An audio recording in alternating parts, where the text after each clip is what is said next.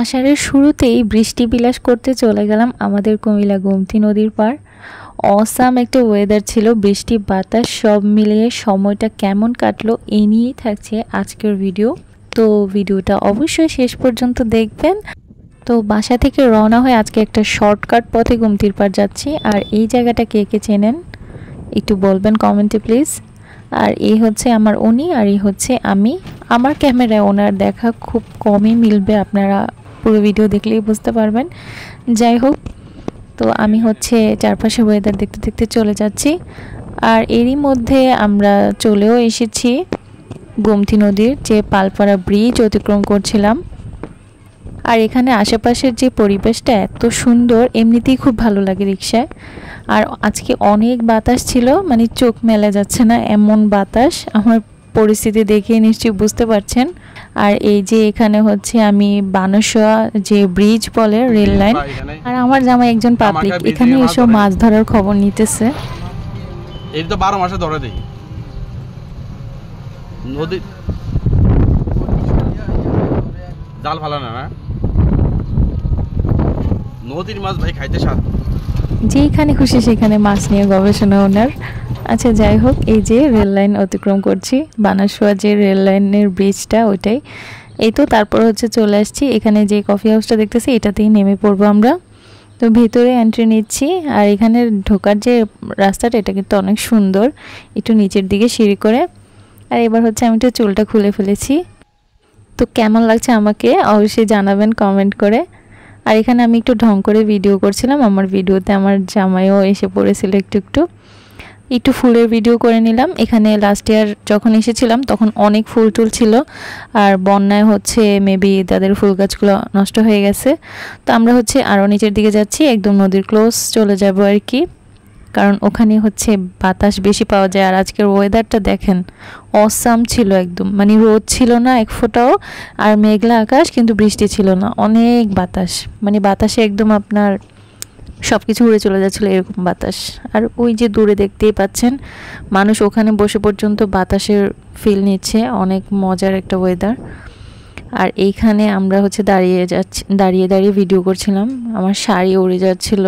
যাই হোক, ওয়েদারটা সব মিলে অনেক ভালো ছিল, যার জন্যই আসা। আমার আবার কোথাও গেলে জায়গাটা সৌন্দর্য উপভোগ করতে খুব ভালো লাগে, ভিডিও করার চেয়ে এটাই বেশি গুরুত্বপূর্ণ আমার মনে হয়। আর এখানে আমি বাতাসের জন্য অনেক পেরেশান ছিলাম, কোনোভাবেই চুলগুলোকে সামনে রাখতে পারছিলাম না, অস্থির লাগছিল আমার নিজেরই। মানে বলে না বেশি কোনো কিছুই ভালো না, না থাকলে বাতাস অবশ্য আমরা এখন চিলাচিলি করতাম যে বাতাস নাই, কিন্তু এখন বেশি হয়ে গেছে, তো এখন আবার ভালো লাগতেছে না এত বাতাস কেন। তো এখানে হচ্ছে ফুচকার অর্ডার দিচ্ছিলাম।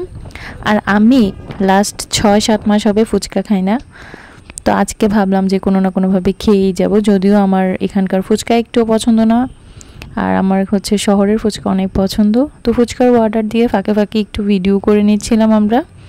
আর এই মুহূর্তে চলে আসলো একটা ট্রেন, তো ট্রেনের ভিডিওটা করে নিলাম। আর আমার ভিডিওর সামনে দিয়ে এক লোক এখন এসে চলে যাবে, মানে টোটাল স্পয়েলড হয়ে গেল আমার ভিডিওটা।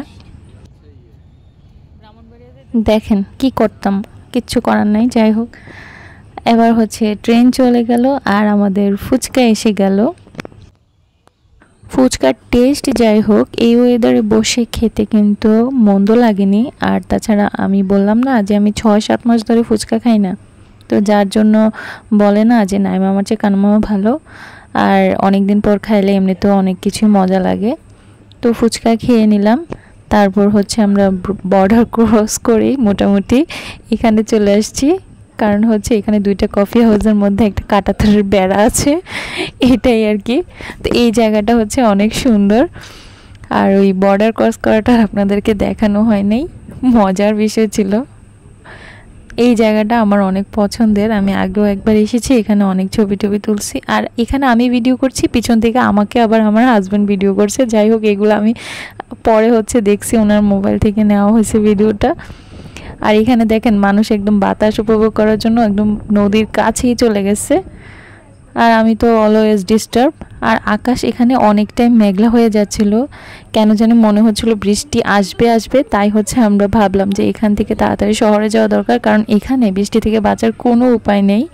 তো যার জন্য আমরা এখনই হচ্ছে বিদায় নিয়ে নিলাম এখান থেকে। তারপর হচ্ছে শহরে চলে আসলাম। আর এটা কোথায়, এটা হচ্ছে ডিএসপিতে। আর ডিএসপিতে আস্তে আস্তে রাত হয়ে গিয়েছিল। আর রাত হয়ে যাওয়ার পর দেখেন আমার ভিডিওতে দেখে বোঝা যাচ্ছে বৃষ্টিও নেমে যাচ্ছে। মানে ওই যে বৃষ্টি বিলাস করতে আসছি বললাম না, বৃষ্টি একদম উপভোগ করে আজকে যাব।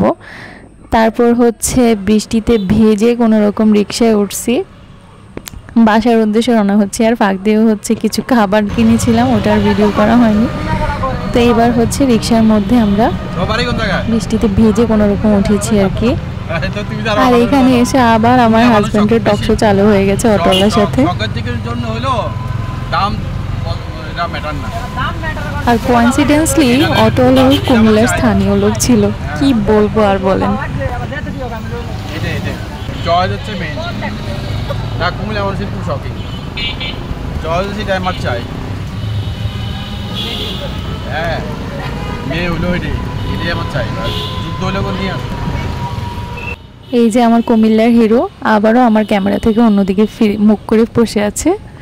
যাই হোক, বৃষ্টিতে ভিজতে ভিজতে দুজন মিলে হচ্ছে যাচ্ছি বাসার উদ্দেশ্যে। কিন্তু যাই হোক, সময়টা কিন্তু খুব ভালোই কেটেছে। আসলে প্রিয় মানুষের সাথে যেরকম পরিস্থিতি হোক, ঝড় বৃষ্টি সব পরিস্থিতি ভালো লাগে। তো ভিডিওটা এতক্ষণ দেখার জন্য আপনাদেরকে অনেক ধন্যবাদ। আজকে ভিডিওটা এই পর্যন্তই, দেখাবো অন্য কোনো ভিডিওতে। আল্লাহ হাফেজ।